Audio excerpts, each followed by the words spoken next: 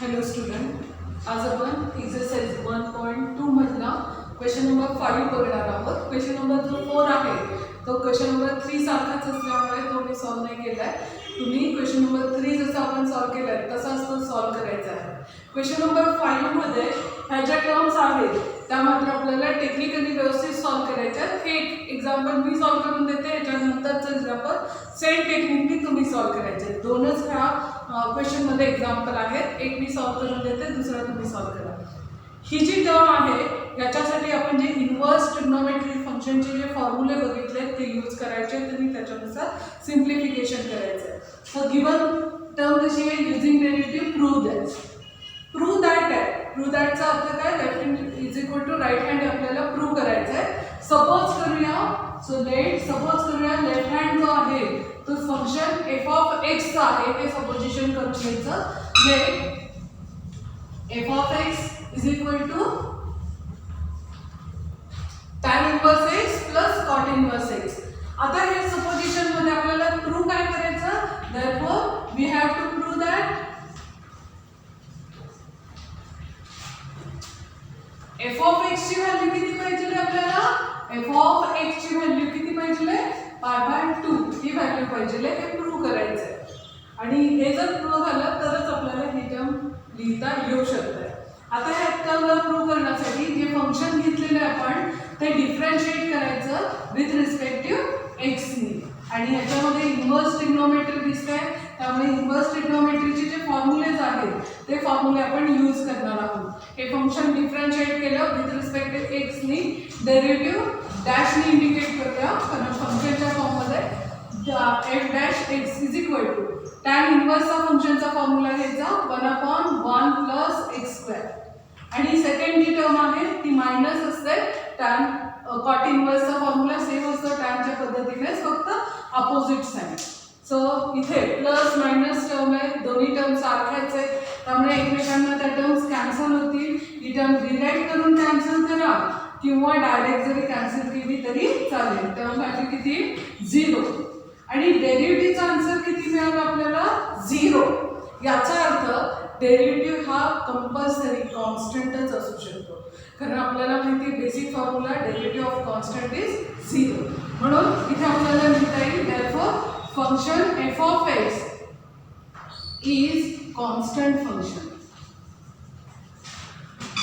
आणि हे जर कॉन्स्टंट फंक्शन असेल तर आपल्या कन्व्हिनियन्ससाठी आपण एक्स ची व्हॅल्यू चूज करायची आहे. आणि हे कन्व्हिनियंट जे आहे ते चूज करण्यासाठी आपण ती कन्व्हिनियंट व्हॅल्यू 0 कन्सिडर करू. So we choose x is equal to 0. ही जर आपण चूज केली x इज इक्वल टू 0 तर ही टर्म आपल्याला रिराईट करता येईल. ह्याला वाटल्यास इक्वेशन नंबर 1 सपोज करा आणि इथे म्हणा put in 1. x is equal to 0 ही जर टर्म आपण इथे पुट केली तर फंक्शन जे आहे ते आपल्याला रिराईट करता येईल f of 0 is equal to, term rewrite करा, tan inverse 0 plus cot inverse 0. आता ही जी टर्म आहे ती tan ची व्हॅल्यू 0 मध्ये असते. आपल्याला टेबल पार्ट पाहिजे, 30, 45, 60, 90, 180, 270, 360 ह्या ज्या टर्म्स आहेत टॅन, कॉस, साइन सगळ्याच्या ट्रिग्नोमेट्रिक व्हॅल्यू 6 आहेत, त्यांच्याही व्हॅल्यूज माहिती असल्या पाहिजेत आणि त्याच्यावरून आपल्याला इन्व्हर्स ट्रिग्नोमेट्रिक फंक्शनच्या टर्म्स लिहिता येतात. आता टॅनची व्हॅल्यू 0 कधी असते हे आपल्याला माहिती आहे. टॅनची व्हॅल्यू 0 ला 0 असते, म्हणून इथे टर्म 0 दिले असेल तर अँगल किती येईल, इथे 0 अँगलला टॅन व्हॅल्यू 0 असते, म्हणून टर्म येईल 0.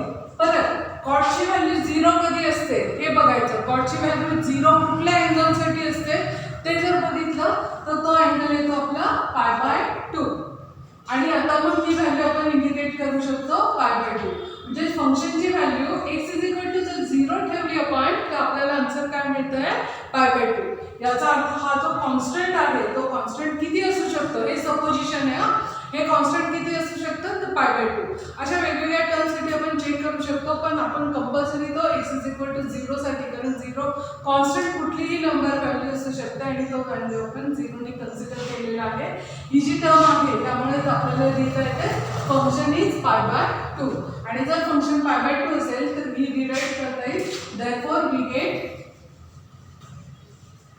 Function f of x is equal to tan inverse x plus cot inverse x ची व्हॅल्यू किती मिळाली आपल्याला पाय बाय 2 कॉन्स्टंट असल्यामुळे तो पाय बाय 2 आपण कन्सिडर केलेला आहे 0 म्हणून 0 x साठी 0 म्हणून ही टर्म घेतली आहे देअरफॉर आपले जे प्रूफ करायचं होतं ते आपण इथे प्रूफ करून दाखवलं plus cot inverse x is equal to pi by 2 त्याला वाटल्यास इक्वेशन नंबर 2 इंडिकेट करा आणि खाली लिहा therefore from 1 and 2 from 1 and 2 we get this term so हे जे आहे ते यावेळी आपण प्रूफ करून दाखवलं जी व्हॅल्यू आहे तिला डिफरन्शिएट केलं डिफरन्शिएशनच्या टर्म्स सारख्याच असल्यामुळे त्या टर्म कंपल्सरी 0 येईल जर डेरिव्हेटिव्ह 0 येत असेल याचा अर्थ फंक्शन कॉन्स्टंटच असलं पाहिजे ते जर कॉन्स्टंट असेल तर आपण एक टर्म सपोजिशन केली x इज इक्वल टू 0 जर सपोज केलं कारण अँगल तेच पर्टिक्युलर अँगल सपोज करायला लागतील आपल्याला त्यातला पर्टिक्युलर अँगल आपण 0 घेतलेला आहे आणि त्या 0 साठी ही अँगल व्हॅल्यू येते कॉट इनवर्स 0 कॉटची व्हॅल्यू 0 कधी असते तर तो अँगल घ्यायचा तो अँगल येतो पाय बाय 2 सो पाय बाय 2 प्लस 0 म्हणजे आन्सर येईल आपला पाय बाय 2 आणि याचा अर्थ फंक्शनची व्हॅल्यू काय असेल तो कॉन्स्टंट फंक्शन जो आहे तो पाय बाय 2 असेल आणि म्हणूनच आपल्याला ह्या दोन्ही टर्मवरून लिहिता येतं की left hand is equal to right हँडच्या फॉर्ममध्ये ही टर्म आपण कंप्लीट केली हे जसं कम्प्लिशन केलं आपण ह्या प्रॉब्लेमचं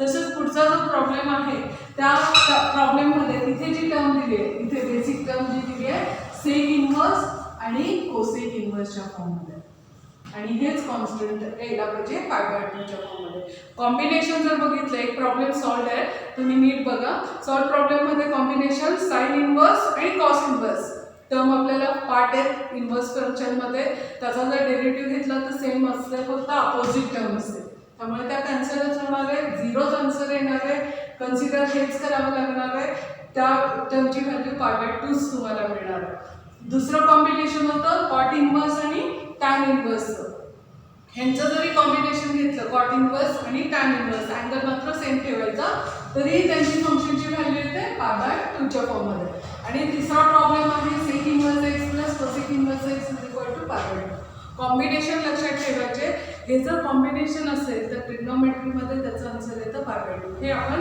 पेपर 1 मध्ये सुद्धा याचं प्रूफ जे आहे ते बघणार आहोत की कशा पद्धतीने ती व्हॅल्यू पाय बाय 2 येते फक्त हे डेरिव्हेटिव्हच्या फॉर्ममध्ये याचं प्रूफ जे आहे ते आपण कंप्लीट केलं याच्यानंतरचा जो क्वेश्चन नंबर 6 आहे तो आता आपण बघणार आहोत तो पण क्वेश्चन नंबर 6 जो आहे तो बेस ऑन फॉर्म्युलेज आहेत टॅन इनवर्सचे जे फॉर्म्युलेज आहेत ते डायरेक्टली क्वेश्चन नंबर 6 मध्ये यूज करायचे इथून पुढचे जे प्रॉब्लेम्स आहेत ते टेक्निकली व्यवस्थित सॉल्व्ह करणं गरजेचं आहे प्रत्येक प्रॉब्लेम किंवा प्रत्येक क्वेश्चन म्हणूया प्रॉब्लेमपेक्षा प्रत्येक क्वेश्चन हा एका क्वेश्चनपेक्षा वेगळ्या पद्धतीने तुम्हाला सॉल्व्ह करावा लागेल सो क्वेश्चन नंबर आपण जो 6 आहे तो बघूया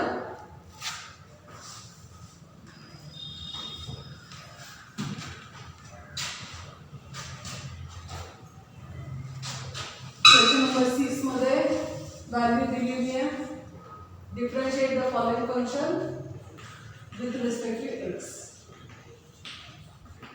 differentiate following function with respect to x आणि टर्म ज्या आहेत त्या डेरिव्हेटिव्ह डायरेक्ट कॅल्क्युलेट करायच्या with the help of inverse trigonometric functions so फॉर्म्युले जे आहे इनवर्स ट्रिग्नोमेट्रिक फंक्शनचे ते आपण डायरेक्टली यूज करणार आहोत पहिली टर्म गिवन आहे tan inverse log of x so ही जी व्हॅल्यू आहे ती y सपोज करून घेऊया y is equal to tan inverse log of x आणि ह्याला डिफरन्शिएट करूया आता विथ रिस्पेक्ट टू x नी डायरेक्ट कंपोजिट फंक्शनचा जर डेरिव्हेटिव्हचा फॉर्म्युला आहे आपला तो यूज करायचा पहिल्यांदा पहिल्या टर्मचा डेरिव्हेटिव्ह आणि नंतर आतल्या फंक्शनचा डेरिव्हेटिव्ह याच वेळी घ्यायचं कंपोजिट फंक्शन म्हणूनच जमणं गरजेचं आहे कारण ते नंतर आता सगळ्या ठिकाणी लागणार सो टॅन इनवर्सचा जो फॉर्म्युला आहे आपला तो घ्यायचा 1/1 plus function square so log of x bracket square into derivative of function log एक्सचा डेरिव्हेटिव्ह नंतर कन्सिडर करायचा आहे so 1/1 plus log x bracket square derivative घ्या 1 अपॉन आणि x हीच फायनल व्हॅल्यू असेल आपली dy/dx. सो सोपे एक्झाम्पल, फक्त फॉर्म्युले लक्षात यायला पाहिजे. कंपोजिट फंक्शन असेल, पहिल्यांदा इन्व्हर्सचे जे फॉर्म्युलेज आहेत, मग सगळे इन्व्हर्सच्या काही फॉर्म्युल्यांचा यूज करायचा आणि नंतर आतल्या फंक्शनचा डेरिव्हेटिव्ह म्हणजे कंपोजिट फंक्शनचा जसं आपण घेतो त्याच तिथं सिम्प्लिफाय करायचे. हा पहिला प्रॉब्लेम इथे कंप्लीट झाला. सेकंड प्रॉब्लेम आपण बघूया. Cosec inverse e raise to term आहे -x. परत इथं मी y सपोज करून घेतली आणि आता डायरेक्ट त्याला डिफरन्शिएट करूया विथ रिस्पेक्ट टू x नी. So differentiate with respect to x. Cosec इन्व्हर्सचा पहिल्यांदा फॉर्म्युला येईल आणि कोसेक इन्व्हर्सचा आपला जो फॉर्म्युला असतो तो -1 अपॉन x म्हणजे आता ही जी टर्म आहे फंक्शनची ती एक function into square root of function square -1 into derivative of function. Derivative फंक्शनचं घ्यायचं आपल्याला. ही जी टर्म आहे ती टर्म कंप्लीट झाली आहे, फक्त ह्याचा डेरिव्हेटिव्ह जो आहे तो घ्यायचा आहे. एक्सपोनेन्शियलचा as it is in term पण निगेटिव्ह टर्म आहे, त्यामुळे परत ई रेस टूचं जे पॉवर आहे त्याचा डेरिव्हेटिव्ह कंपल्सरी कॅल्क्युलेट करायचा. सो टर्म रिराईट होईल e raise to -x square root of, ही टर्म स्क्वेअरिंग करून अशी पण दिसेल म्हणजे हा जो 2 आहे तो इथे मल्टिप्लाय करून द्या e raise to -2x -1 into exponential function as it is into derivative of function. So फंक्शनचा डेरिव्हेटिव्ह घ्यायचा. फंक्शनचा डेरिव्हेटिव्ह येईल -1. एक्सचा डेरिव्हेटिव्ह 1 फक्त मायनस असल्यामुळे -1. ही जी 1 आहे ती आणि इथली मायनस आहे जी इथे आहे ती मायनस प्लस करायची. ह्या टर्मला इथे लिहा किंवा ही टर्म आणि ही टर्म इथे जागेवर कॅन्सल करा. सो डेरिव्हेटिव्हचा जे फायनल आन्सर येईल ते आन्सर येईल आपलं 1 upon square root of e raise to -2x -1. हेच आपलं फायनल आन्सर असेल. इथे प्लस झाली ही टर्म कॅन्सल झाली आणि जी व्हॅल्यू आहे ती आपण रिराईट केली. हा झाला दुसरा प्रॉब्लेम कंप्लीट. नेक्स्ट एक प्रॉब्लेम आपण रूटचा घेऊया. टॅन इन्व्हर्स किंवा कॉट इन्व्हर्स एक्सपोनेन्शियल घेऊया. सो व्हॅल्यू येईल cot inverse 4 raise to x. Exponential फंक्शनच्या फॉर्ममध्ये कॉटची टर्म आहे, त्याला डिफरन्शिएट करा. पहिल्यांदा कॉटचा फॉर्म्युला येईल, कॉट इन्व्हर्सचा डेरिव्हेटिव्ह येईल 1 upon 1 plus function square. So function square करून घ्या into derivative of function. So dy/dx of minus येईल कॉट इन्व्हर्सचा फॉर्म्युला निगेटिव्ह असतो मायनस टर्म येईल into derivative of function. So फंक्शनचाच फक्त डेरिव्हेटिव्ह घ्यायचा. पहिली टर्म ॲज इट इज राहील. ह्या टर्मला स्क्वेअरिंग करून घेतलं तरी चालेल. सो 16x असं 16 रेज टू x असं पण लिहू शकतो किंवा 4 रेज टू 2x अशी ही टर्म लिहिली तरी चालेल. डेरिव्हेटिव्ह घ्या exponential as it is into log of base. a raise to x चा जो आपला फॉर्म्युला आहे तो बेसिक फॉर्म्युला यूज केला. ही जी टर्म आहे ती सिम्प्लिफाईड फॉर्म मधली आहे तशी लिहायची, याला सिम्प्लिफिकेशन होणार नाही. खालच्या टर्मला ती टर्म वरची कॅन्सल होणार नाही. हाच डेरिव्हेटिव्ह आपला लास्ट डेरिव्हेटिव्ह फॉर्म असते. लक्षात आलं. त्याच्यामध्ये आपण कॉट इन्व्हर्सचा सुरुवातीला आणि नंतर एक्सपोनेन्शियलचा डेरिव्हेटिव्ह घेतला. हे जे एक्झाम्पल आहेत ते डायरेक्ट आहेत, याच्यामध्ये कुठेच काही बदल नाही आहे. पहिल्यांदा इन्व्हर्स ट्रिग्नोमेट्रीचा डेरिव्हेटिव्ह, नंतर आतल्या फंक्शनचा डेरिव्हेटिव्ह. नेक्स्ट प्रॉब्लेम बघूया आपण. Sine inverse of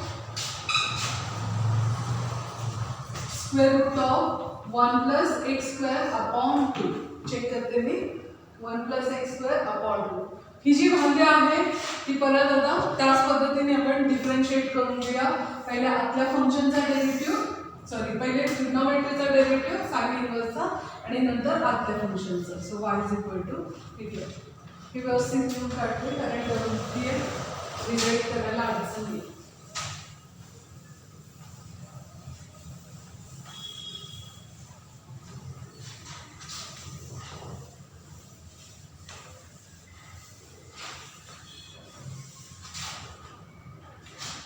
y is equal to sin inverse of square root of 1 plus x square upon 2. आणि ह्याला डिफरन्शिएट करूया विथ रिस्पेक्ट टू x नी. डेरिव्हेटिव्ह येईल आपला dy by dx. साइन इनवर्सचा फॉर्म्युला आठवायचा. डेरिव्हेटिव्हचा टर्म येईल 1 upon square root of 1 minus function. So function 1 plus x square upon 2 bracket square function चा square into derivative of function.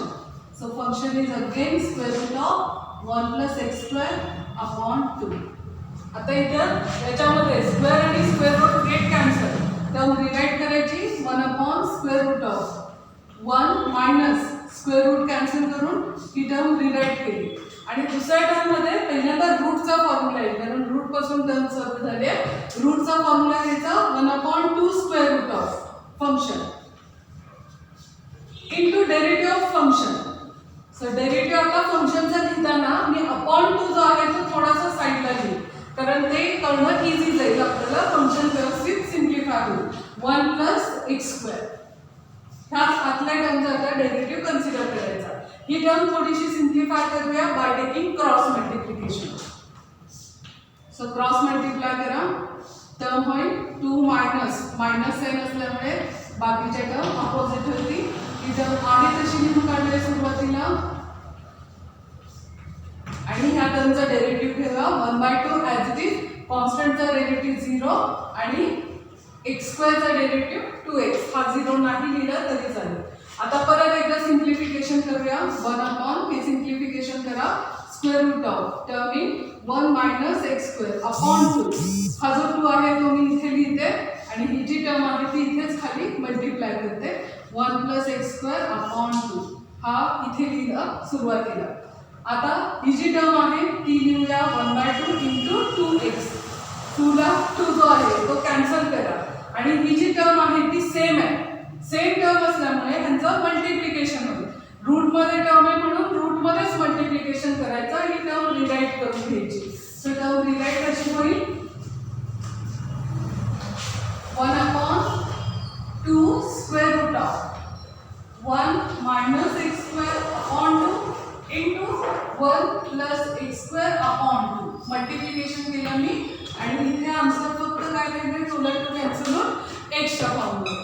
हा term same आहे अपोजिट साइड आहे. याचा अर्थ आपल्याला a स्क्वेअर मायनस b स्क्वेअरचा जो फॉर्म्युला आहे तो यूज करता येतो. ह्या दोन्ही टर्मचं मल्टिप्लिकेशन करा. मल्टिप्लिकेशन गेट a स्क्वेअर 1 चा स्क्वेअर 1 मायनस b स्क्वेअर म्हणजे x स्क्वेअर ब्रॅकेट स्क्वेअर करावे अपॉन हे टर्म येईल 4 इनटू हा जो x आहे तो मी न्यूमरेटरला इथे लिहिते 1 च्या ठिकाणी. रूट मध्ये 2 आहे 4 आहे त्यामुळे taking square root we get 2 square root of 1 minus इथे x raised to 4 तुम्ही लिहू शकता अपॉन हा जो 2 आहे तो बाहेर घ्यायचा. रूट मध्ये 4 येईल तो रूट 4 बाहेर घेतला की 2 होईल. हा 2 ला हा 2 कॅन्सल करा आणि आपल्याला हे सिम्प्लिफिकेशन मिळेल. या पद्धतीने आपण dy by dx ची जी व्हॅल्यू आहे ती कॅल्क्युलेट केली. थोडंसं हे एक्झाम्पल मोठं आहे कारण रूट मध्ये टर्म आहे फंक्शन त्याच पद्धतीने कॅल्क्युलेट करायचं. पहिल्यांदा साइन इनवर्सचा डेरिव्हेटिव्ह घेतला आतल्या फंक्शनचा डेरिव्हेटिव्ह रूटसाठी अगोदर नंतर आतल्या फंक्शनचा डेरिव्हेटिव्ह. हे जे सिम्प्लिफिकेशन आहे ते ॲक्युरेटली करा. इथे क्रॉस मल्टिप्लिकेशन टर्म सेम येतील अपोजिट साईड येतील. रूटमध्ये रूट असल्यामुळे दोन्ही रूटचं मल्टिप्लिकेशन रूटमध्येच राहील आणि मग ती टर्म सिम्प्लिफाईड फॉर्ममध्ये या वेळी आपण सिम्प्लिफाय केली. यानंतरचे जे प्रॉब्लेम्स आहेत ते आपण पुढच्या लेक्चरमध्ये बघूया. उरलेले प्रॉब्लेम्स क्वेश्चन नंबर जो 6 आहे त्यातले उरलेले प्रॉब्लेम्स तुम्ही ॲज अ होमवर्क म्हणून सॉल्व्ह करायचे कंपल्सरी. म्हणजे आपल्याला पुढचा जो क्वेश्चन आहे क्वेश्चन नंबर 7 तो डायरेक्टली बघता येईल. हा जो क्वेश्चन आहे त्यातले उरलेले प्रॉब्लेम्स होमवर्क म्हणून सॉल्व्ह करायचे.